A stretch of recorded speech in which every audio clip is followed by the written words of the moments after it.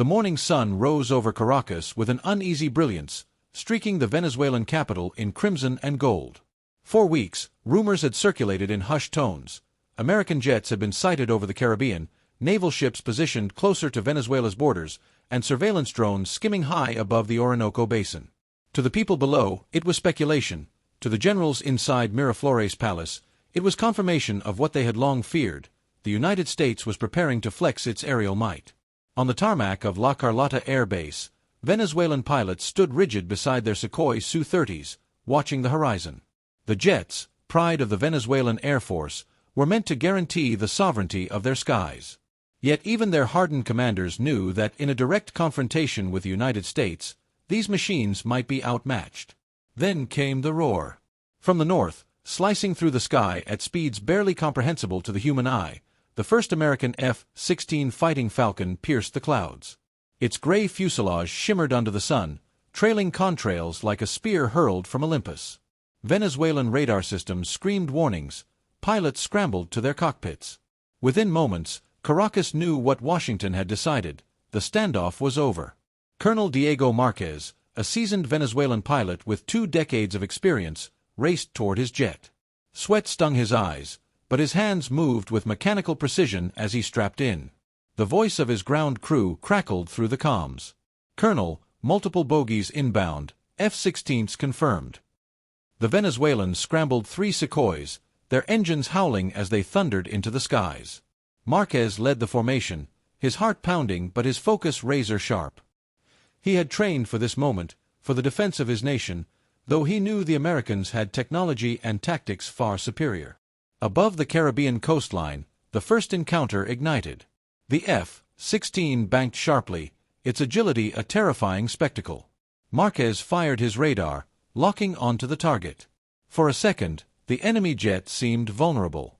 He squeezed the trigger, releasing a missile that cut across the blue expanse. But the Falcon danced. With a violent roll and afterburner flare, the F-16 evaded, the missile spiraling harmlessly into the sea. In retaliation, the American pilot unleashed a burst of countermeasures, blinding Márquez's systems. His cockpit filled with alarms. Meanwhile, on the ground, civilians looked upward in terror as the thunder of supersonic combat shook the city. Mothers pulled children inside. Soldiers fired anti-aircraft batteries, though most rounds fell short. Then it happened. The American Falcon struck. With clinical precision, a missile streaked from its wingtip, colliding with the second Sukhoi. The Venezuelan jet erupted in a fireball, fragments scattering across the coastline like fiery shrapnel. Márquez's blood turned to ice. His wingman was gone. He pulled his jet into a desperate climb, swearing vengeance. But what stunned him most was not the destruction, it was the sheer elegance of the Falcon. The jet moved like a predator born for the sky, its pilot anticipating every move Márquez made. For every maneuver, the F-16 countered, pushing the Venezuelan colonel into a spiraling cage of inevitability. The skies above Caracas were no longer Venezuelan. They belonged to the Falcon. And as the battle raged, the world watched in shock. End of Section 1. The first clash leaves Venezuela stunned, their defenses faltering under the lightning strike of the F-16. The downing of a Venezuelan Sukhoi reverberated like a shockwave across the region. News channels broadcast grainy footage of the burning wreckage crashing into the Caribbean. Social media flooded with videos, the Falcon's silhouette soaring triumphantly, anti-aircraft tracers painting the sky, and Venezuelan civilians screaming in fear. The world's attention was locked on Venezuela. In Washington, military strategists exchanged sharp nods of approval. The operation was unfolding as intended, a show of dominance. The F-16s had not been deployed for a full-scale invasion, but as a message, resistance would be crushed with overwhelming aerial superiority. But Caracas was not ready to surrender. President Ortega, fiery in his defiance, addressed the nation on live television. "This is our land, our sky, our dignity. No foreign power will humiliate Venezuela." His words whipped his people into a frenzy, but his generals looked grim. The Americans had struck fearlessly, retaliation was inevitable, but victory seemed a fragile dream. At La Carlota Air Base, Márquez landed his battered Sukhoi, smoke trailing from its engines. He slammed his helmet onto the ground, fury burning in his chest. His comrade was dead, and yet he had been powerless to strike back. "Colonel," a technician whispered, "they're coming again." Radar confirmed it. 3 more F-16s were inbound, flanking low over the Caribbean, their formation precise and terrifyingly fast. Venezuela scrambled every available jet, even older F-16A models inherited decades earlier, though they were shadows of their American cousins. The second battle erupted near Isla de Margarita. Venezuelan pilots, driven by desperation, lunged at the Falcons. Missiles streaked like comets. The sea below churned as bombs detonated against coastal defenses. Civilians on the beaches fled as sonic booms shattered windows and palm trees bent from shockwaves. Márquez rejoined the fight, his Sukhoi dancing between radar locks. He managed to get behind one of the American Falcons, his targeting system screaming a solid lock. He fired. For a heartbeat, triumph surged through him. The missile struck, engulfing the Falcon in fire. Venezuelan radios exploded in cheers. Finally, a kill. But the celebration was short-lived. The Americans retaliated with merciless efficiency. In less than 3 minutes, 2 Venezuelan F-16s were torn from the sky, their carcasses splashing into the sea. Another Sukhoi exploded midair, scattering flaming debris across fishing boats below. Márquez dodged frantically, sweat pouring from his brow.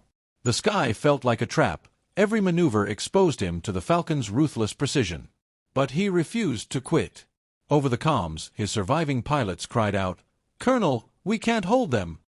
Suddenly, his radar screamed again, 2 Falcons closing in, one directly behind him. He yanked his jet into a brutal dive, nearly blacking out from the G-force. The pursuing Falcon followed, unrelenting. The colonel braced for death. Then, miraculously, an anti-aircraft battery from the Venezuelan coastline unleashed a barrage. Flak burst around the American jet, forcing it to break off. Márquez pulled up, gasping for air. For a fleeting moment, Venezuela had struck back. 1 Falcon was down, another driven off. The people cheered wildly from their homes, clinging to this sliver of hope. But as smoke trailed across the Caribbean, everyone knew the truth. The Americans still dominated the skies. And the next strike would be fiercer. End of Section 2. Venezuela scores a victory, but at a devastating cost, and the Falcon's shadow looms larger than ever. Night fell over Venezuela, but the war did not rest. Fires still smoldered where missiles had struck, and the sound of distant sirens carried into the humid air. Caracas was a city on edge. Families huddled in candlelit rooms, whispering prayers. Soldiers manned checkpoints, their eyes scanning the dark skies for another roar of afterburners. In Washington, the Pentagon debated escalation. Some pushed for surgical strikes on command centers, others urged restraint, wary of igniting a regional inferno. But one fact was undeniable: the F-16s had proven their dominance. For Colonel Márquez, sleep was impossible. He sat alone in the hangar, staring at the scorched fuselage of his Sukhoi. The faces of his fallen comrades haunted him. He knew the next battle could end in total annihilation. Yet he also knew surrender was not an option. "Colonel," a young lieutenant approached, eyes wide with determination. "We've intercepted intel. Another Falcon strike is coming at dawn. They'll target our fuel depots. If we lose those, we can't fly." The words struck like a hammer. Márquez rose to his feet, resolve burning within him. "Then we stop them, no matter the cost." Dawn broke with eerie stillness. The Caribbean horizon glowed faintly, and then, like demons rising from the sea, the Falcons appeared, 4 of them this time, streaking toward Venezuelan soil. Márquez led his squadron into the sky. The Venezuelans were fewer now, battered and weary, but their resolve was unshakable. The final gambit had begun. The battle erupted with ferocity. Missiles crisscrossed the heavens, exploding in dazzling bursts of fire. Márquez dove through tracer fire, locked onto a Falcon, and launched a desperate strike. The missile connected, shredding the jet into flaming fragments that rained into the sea. But the Americans pressed on. One by one, Venezuelan jets were cut down. Márquez's squadron dwindled around him, each loss a dagger to his heart. Yet he refused to fall. He swerved, rolled, and clawed through the sky, every ounce of skill pushed to the limit. Finally, only he remained, the lone defender of Venezuela's skies. Two Falcons circled him like wolves, missiles primed. Márquez's fuel was low, his weapons nearly spent. The end was inevitable. And yet, in that desperate moment, Márquez made a choice. Instead of fleeing, he angled his Sukhoi straight at the lead Falcon. His voice roared over the comms, "For Venezuela!" He fired his last missile at point-blank range.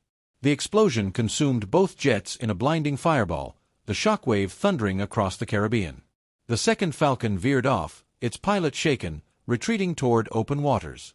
From the ground, Venezuelans saw it, the sacrifice, the explosion that lit the dawn sky. Márquez had given his life to stop the strike. Caracas erupted in cheers and tears. Though bloodied and broken, Venezuela had shown defiance. The Falcons had not gone unchallenged. The world would remember that morning, not just for the roar of American jets, but for the courage of one man who dared to fight them. End of Section 3.